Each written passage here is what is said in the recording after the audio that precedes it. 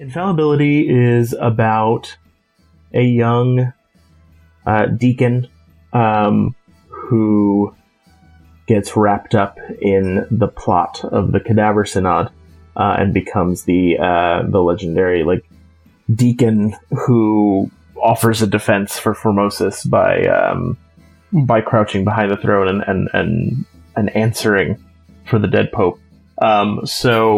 The play actually takes place entirely after the trial in a dungeon in the Vatican, in the Papal States, where Carlo has been thrown in jail along with Stephen.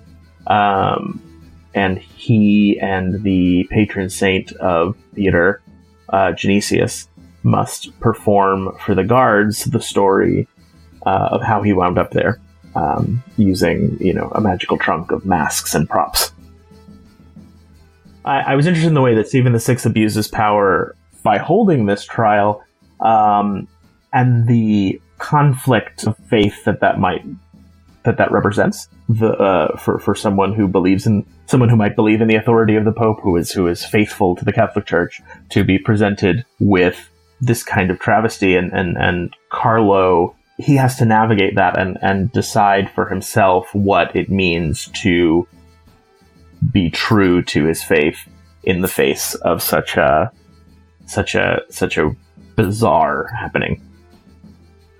I first heard of the Cadaver Synod. I went to a Jesuit high school, and I first heard of the Cadaver Synod in our freshman church history course. I wrote the first version in my undergrad college. I realized that if I have the character of Genesius in it, it was very easy to just make it about acting and pare it down and to focus in on Carlo. So that version was presented at the New York International Fringe Festival in 2013.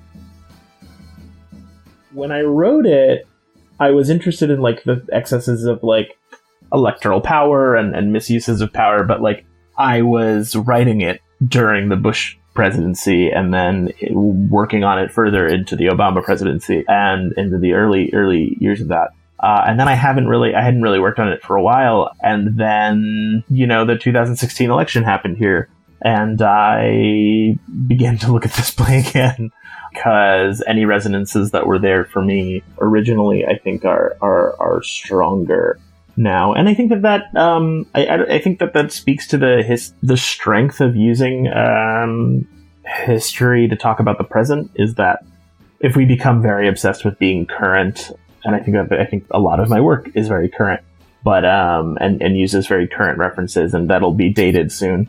It'll become a period piece in 2 years, But I think that the strength of reaching back into history to deal with stuff that's happening now is that we are often dealing with similar themes.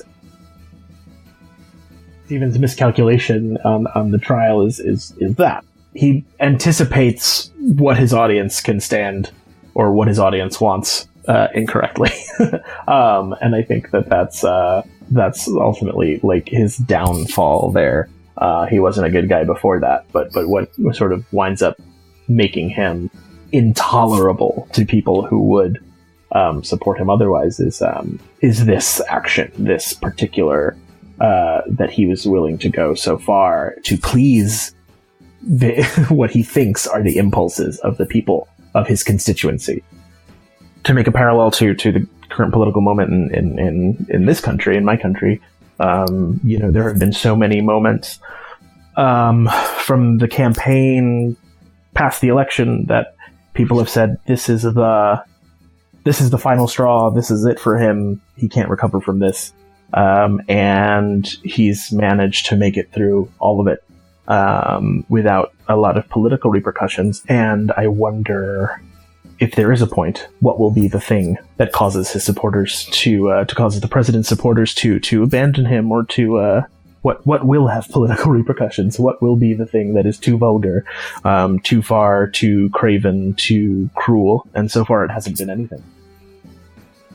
That you wind up with these recurring themes for humanity. I think of Arthur Miller's The Crucible that he wrote about the Red Scare, but set during the Salem witch trials, and how that's still revived, and how we still have those issues.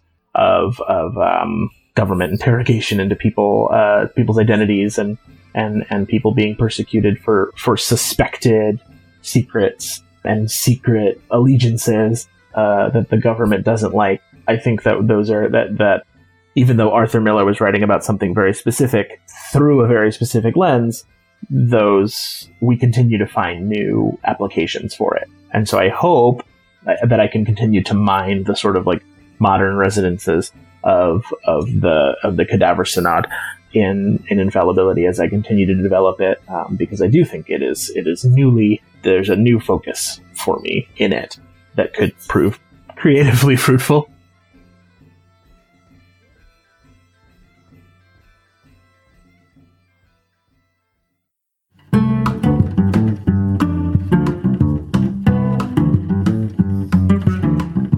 Italian Culture is produced by Ars Dicendi.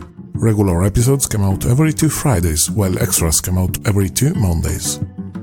Each episode is made by independent professionals and is completely self-financed. If you enjoyed our show, you can help us by sharing this episode on social media via email, mail, telegraph, smoke signal, or whatever means of communication you find appropriate. Just introduce your friends to Italian culture and leave a comment, a review. Even if you think the show's awful, don't worry, we have thick skin. If this extra episode wasn't enough and you're still hungry for information, do not worry, we got you covered. Check out our site, italianculturepodcast.com. There you'll find plenty of additional material, such as suggested readings, exclusive images, and more. The next episode will be the last installment of Season 1. We hope you enjoyed the show so far and that you'll stick around for Season 2. We have already gathered some fascinating stories we can't wait to tell you. You'll just have to be patient for a few months. In the meanwhile, we'd love to hear from you. What did you like most of Season 1? What will you change? Maybe you have some tips, a story to share, or a subject you want to hear about. Email us at info@italianculturepodcast.com or reach us on Facebook. Until then, arrivederci amici.